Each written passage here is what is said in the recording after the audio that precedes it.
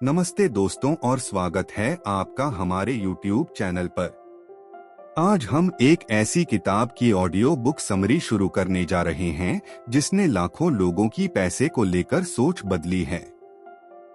यह सिर्फ एक किताब नहीं बल्कि एक मार्गदर्शिका है जो आपको पैसे के खेल के उन नियमों से परिचित कराती है जिन्हें जानकर आप भी इस खेल को जीत सकते हैं। इस किताब का नाम है the rules of money, the rules of money और इसके लेखक हैं रिचर्ड टेम्पलर। क्या आपने कभी सोचा है कि कुछ लोग आसानी से पैसा कमा लेते हैं, उसे बढ़ाते हैं और एक आरामदायक जीवन जीते हैं, जबकि बाकी लोग अपनी पूरी जिंदगी बस बिल भरने और पैसे के लिए संघर्ष करते रहते हैं। रिचर्ड टेम्पलर कहते हैं कि इसका किस्मत से कोई लेना देना नहीं है। यह किसी जादू का कमाल भी नहीं है। असल में अमीर बनना या पैसे वाला होना कुछ खास नियमों पर चलता है। ये नियम कोई राज नहीं है, नहीं ये केवल शेयर मार्केट के विशेषज्ञ या बड़े बिजनेस टाइकून के लिए बने हैं। ये नियम एक खास तरह की सोच, कुछ आदतों और स्मार्ट फाइनेंशियल फैसलों का मिश्रण है। इस किताब में टेम्पलर ने ऐसे 100 से ज्यादा बेहद व्यावहारिक और प्रभावशाली नियमों को साझा किया है। आज के इस पहले भाग में हम उन शुरुआती और सबसे महत्वपूर्ण नियमों पर ध्यान देंगे जो आपकी पैसे को लेकर मानसिकता को पूरी तरह से बदल सकते हैं। हम सीखेंगे कि कैसे अमीर लोग सोचते हैं और कैसे आप भी अपनी सोच में बदलाव लाकर अपनी फाइनेंशियल जर्नी की शुरुआत कर सकते हैं। तो चलिए बिना किसी देरी के शुरू करते हैं इस ऑडियो बुक का पहला अध्याय, पैसे वालों की तरह सोचना। नियम 1, कोई भी अमीर बन सकता है, बस फर्क सोच का है। ये सबसे पहला और शायद सबसे क्रांतिकारी विचार है जिसे आपको अपनाना होगा। रिचर्ड टेम्पलर दृढ़ता से कहते हैं कि पैसा किसी की शक्ल, उसकी जाति, धर्म, उसकी डिग्री या आप कहाँ पैदा हुए हैं, ये देखकर नहीं आता। पैसा सभी के लिए उपलब्ध है।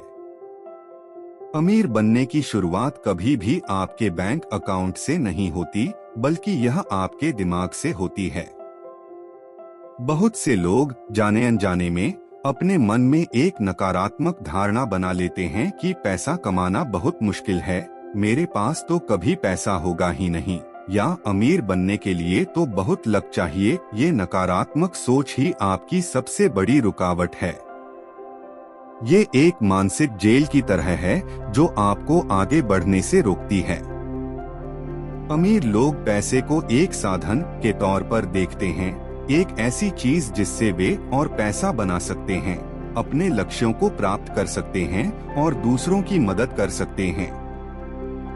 वे पैसे से डरते नहीं वे उसे नफरत करते हैं। वे पैसे का सम्मान करते हैं, उसे सावधानी से मैनेज करना सीखते हैं और उसे अपने लिए काम पर लगाते हैं। इसलिए पहला और सबसे महत्वपूर्ण नियम है, अपनी सोच को बदलो। इस बात पर पूरी तरह से यकीन करो कि आप भी वेल्थ, धन बना सकते हैं, चाहे आपकी मौजूदा स्थिति कुछ भी क्यों न हो। यह एक नया नजरिया है, एक नई शुरुआत है। नियम 2, आपके लिए अमीर होने का मतलब क्या है? अपनी परिभाषा खुद तय करें। अब जब आपने अपनी सोच बदल ली है और ये मान लिया है कि आप भी अमीर बन सकते हैं, तो दूसरा महत्वपूर्ण कदम है अपनी मंजिल तय करना।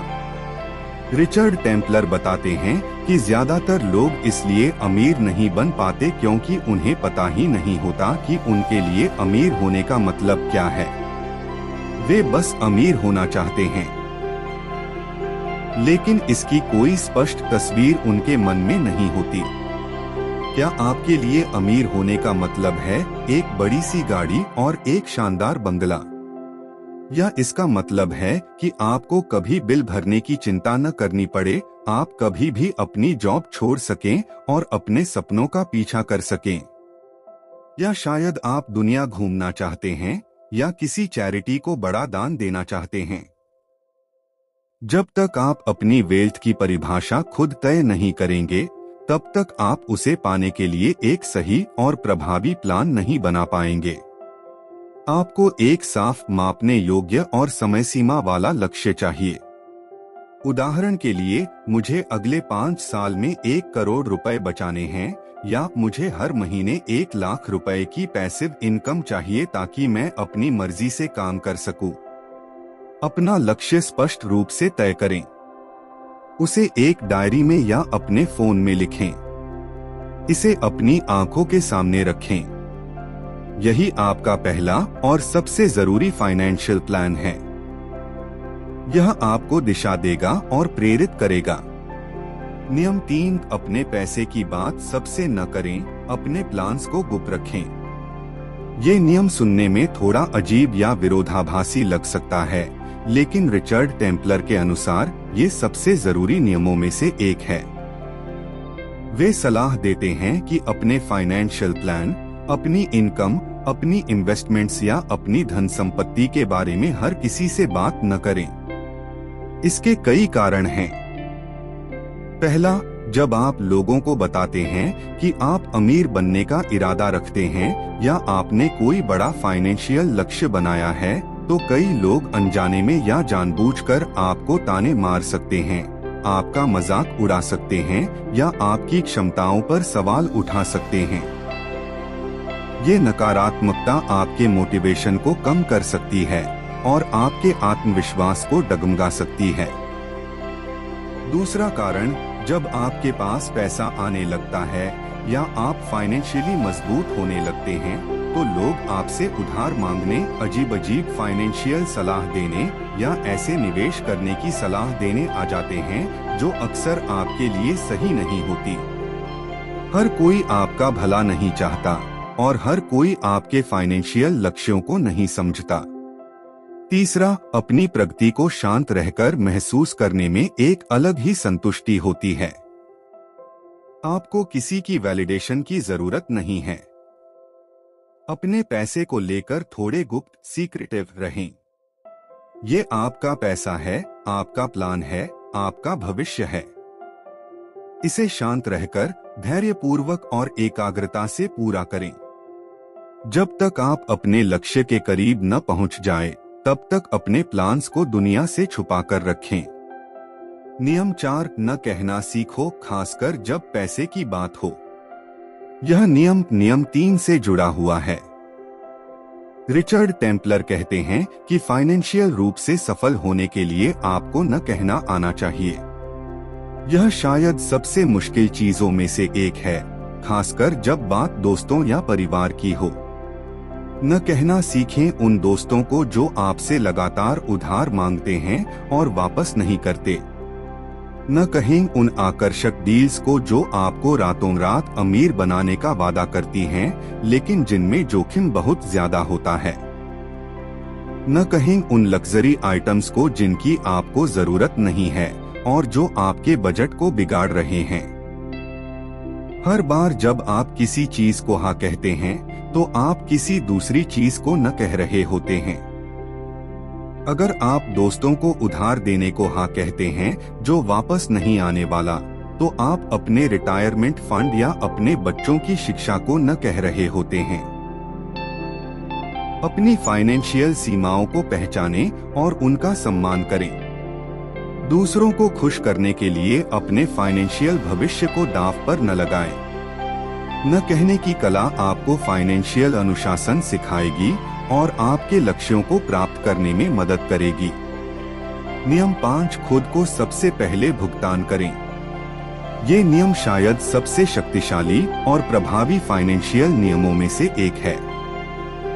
इसका मतलब है कि जैसे ही आपको सैलरी या इनकम मिलती है, उसका एक निश्चित हिस्सा सबसे पहले अपनी बचत या निवेश में डालें, इससे पहले कि आप कोई और बिल भरें या कोई खर्च करें। ज्यादातर लोग क्या करते हैं? वे सैलरी पाते हैं, बिल भरते हैं, शॉपिंग करते हैं और फिर अगर कुछ बचता है तो उसे बचाने की कोशिश करते हैं। लेकिन अक्सर कुछ बचता ही नहीं। पे योरसेल्फ फर्स्ट का मतलब है कि आप अपनी फाइनेंशियल फ्रीडम को, अपने भविष्य को अपनी सबसे बड़ी प्राथमिकता मानते हैं। मान लीजिए आपने तय किया है कि आप अपनी इनकम का 10% बचाएंगे। जैसे ही सैलरी आती है, ऑटोमेटिकली 10% आपके सेविंग्स अकाउंट या इन्वेस्टमेंट फंड में चला जाना चाहिए। बाकी 90% से आपको अपने खर्च चलाने हैं। इससे आपको शुरू में थोड़ी मुश्किल हो सकती है, लेकिन यह आपको अपनी खर्च करने की आदतों को एडजस्ट करने पर मजबूर करेगा। आप सीखेंगे कि कम पैसे में कैसे मैनेज करना है और आपकी बचत लगातार बढ़ती जाएगी बिना आपको सोचे। यह एक तरह का अनुशासित बचत का तरीका है जो समय के साथ आपको हैरान कर देगा। प्रेरक म्यूजिक वापस तेज होता है, धीरे धीरे फेड्स आउट। तो ये थे द रूल्स ऑफ मनी के पहले 5 सबसे जरूरी नियम जो आपकी पैसे को लेकर मानसिकता को पूरी तरह से बदल सकते हैं। ये नियम पैसे कमाने से पहले पैसे को समझने और सही सोच विकसित करने के बारे में हैं। यकीन करें कि आप अमीर बन सकते हैं। अपनी नकारात्मक सोच को बदलें। तय करें कि आपके लिए अमीरी का मतलब क्या है।